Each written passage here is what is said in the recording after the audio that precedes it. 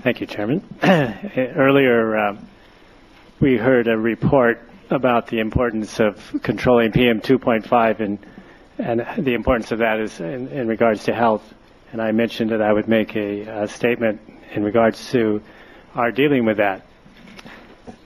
And I'm going to request, because of ethical and legal implications related to the December 11th or December 12th, 2008 vote on the truck rule, that the truck rule be set aside until we go through a process of re-looking at the report of the methodology for estimating premature death associated with long-term exposure to fine airborne particulate matter in California.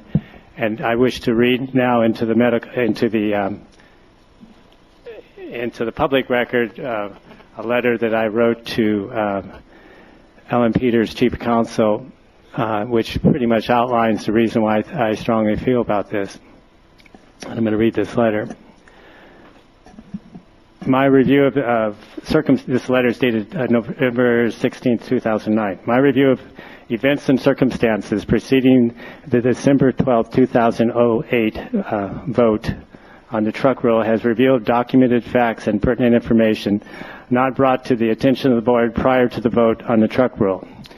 Key CARB personnel knew that the project coordinator of the lead author, the individual, on the report, Methodology for Estimating Premature Death Associated with Long-Term Exposure to Fine Airborne Particulate Matter in California, had misrepresented his credentials by falsely claiming that he had a PhD in statistics from the University of California at Davis.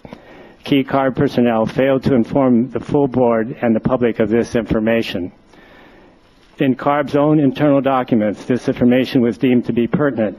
CARB, in a communication sent to the individual, stated, in quotes, "Your dishonesty regarding your education has called into question the validity of the report," in quotes, Methodology for Estimating Premature Death Associated with Long-Term Exposure to Fine Airborne Particulate Matter in California, in which you were the project coordinator and lead author. This report in turn supports other controversial and critical regulations adopted by Air Resources Board, in quotes.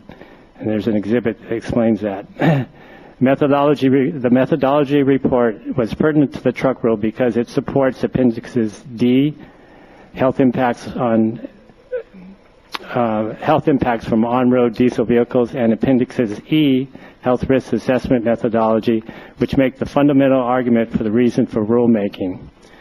This information is material to the vote because had I, as a board member, been informed of this information, I would have, and perhaps other board members would have moved to suspend the vote.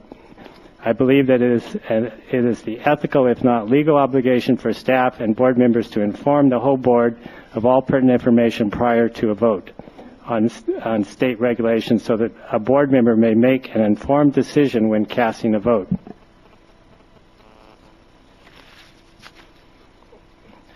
The following is a brief outline of information that came to my attention on key CARB personnel prior to the vote.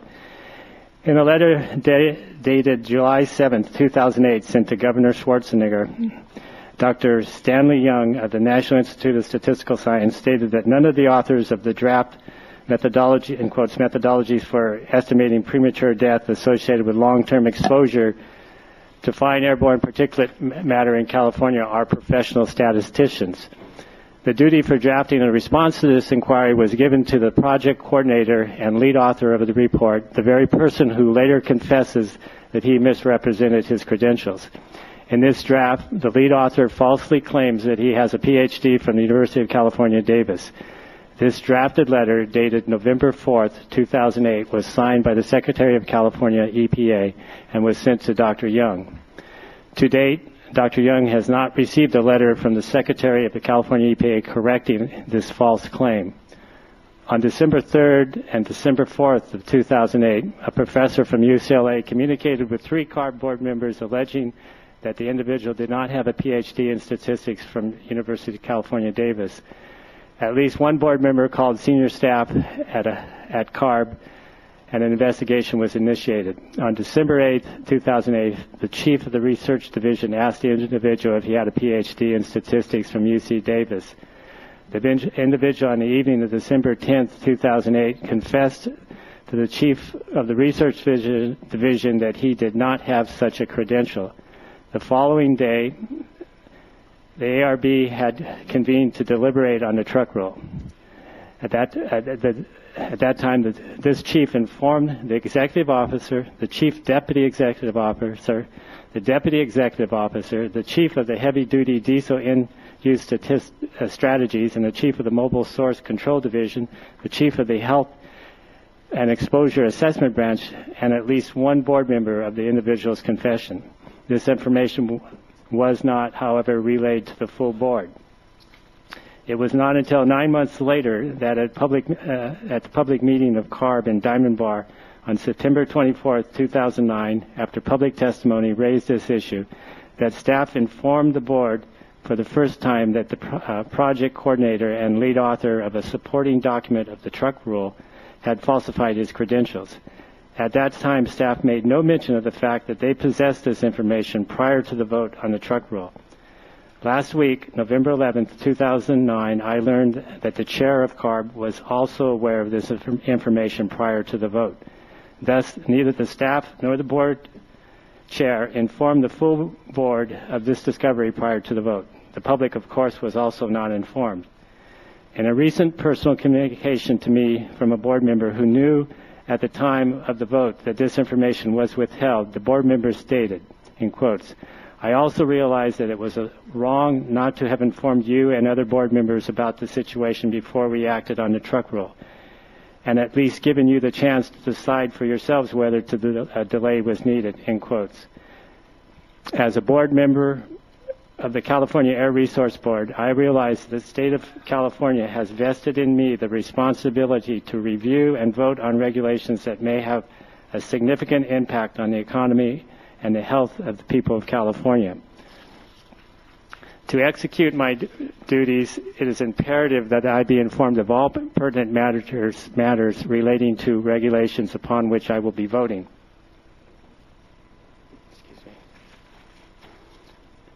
Based on the foregoing facts documenting that key CARB personnel withheld pertinent information from the board and the public, I believe that the legitimacy of the vote may be in question.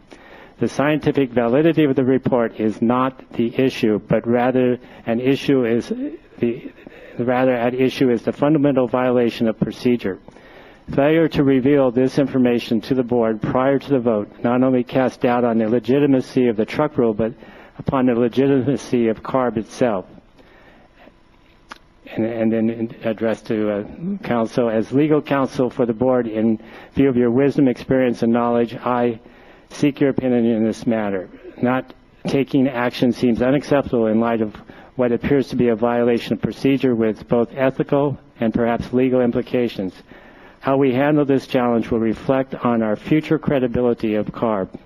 I believe that CARB needs to seize the initiative and take steps to protect and preserve the integrity of CARB, its board members, and decision-making process.